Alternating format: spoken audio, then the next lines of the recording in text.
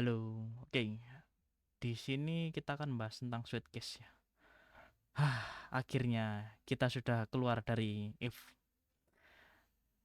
Nah, setelah kita tahu if, sekarang kita akan bahas tentang switch case. Sweet case. Saya suka perubahan ini.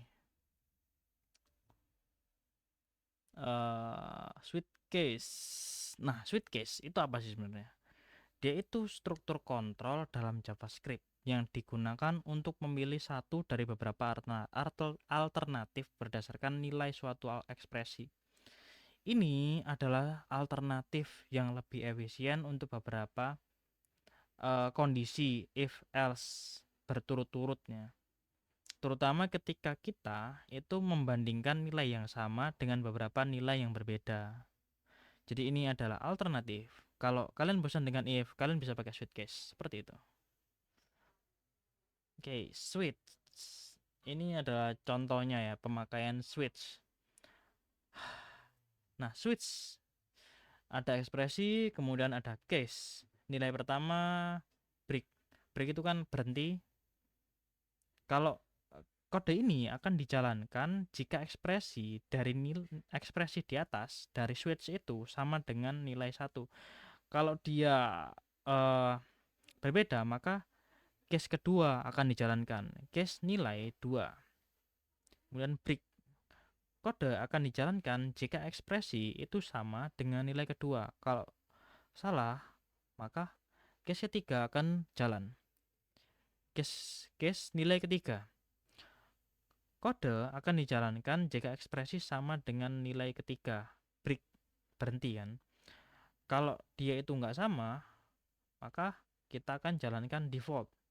Nah, kode ini adalah kode yang akan dijalankan terakhir jika ekspresi di case sebelumnya itu nggak cocok dengan nilai yang kita berikan di ekspresi. Maka nilai default akan dijalankan. Seperti itu. Oke, cara kerja.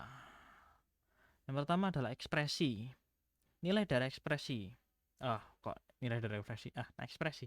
Ekspresi adalah sebuah nilai yang akan kita pakai untuk membandingkan dengan setiap nilai dalam kasus.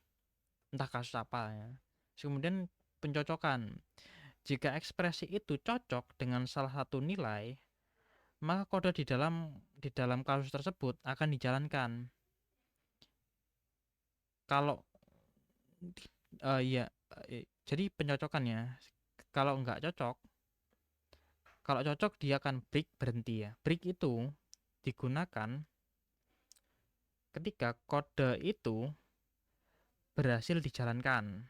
Pernyataan break itu akan menghentikan eksekusi switch. Jika break tidak ada, maka eksekusi itu akan dijalankan dan akan terus berjalan ke kasus selanjutnya. Default.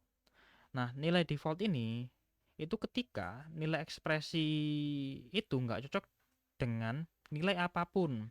Kode ini dikatakan default atau apa bernilai apa default ini akan dijalankan. Kita bisa contoh di sini ada contoh kode ya. Let's hari sama dengan Senin. Sekarang hari Senin. Switch hari. Case 1 Senin. Konsolog hari ini adalah hari kerja. Break. Kalau ini dirubah harinya diganti Sabtu, maka case Senin ini dia akan dijalankan ke case 2 yaitu Sabtu. Case 2 kan case 2 dan case 3 kan digabungkan jadi satu kan. Jadi case Sabtu sama case Minggu, case 2 dan case 3 itu kan digabung. Maka eh, hari ini libur. Kalau dia itu nggak ada di sini atau Senin, Sabtu, Minggunya nggak ada, maka ini default konsol log hari hari lain seperti itu. Jadi kalau Senin, Sabtu dan Minggunya itu apa? Contoh Jumat lah. Jumat kan hari lain kan. Makanya kan dia diproses hari lain seperti itu. Oke, rada bingung ya. Enggak sih sebenarnya, cukup sederhana sih sebenarnya daripada if ya. Karena kan if itu kan apa ya, bertingkat kan.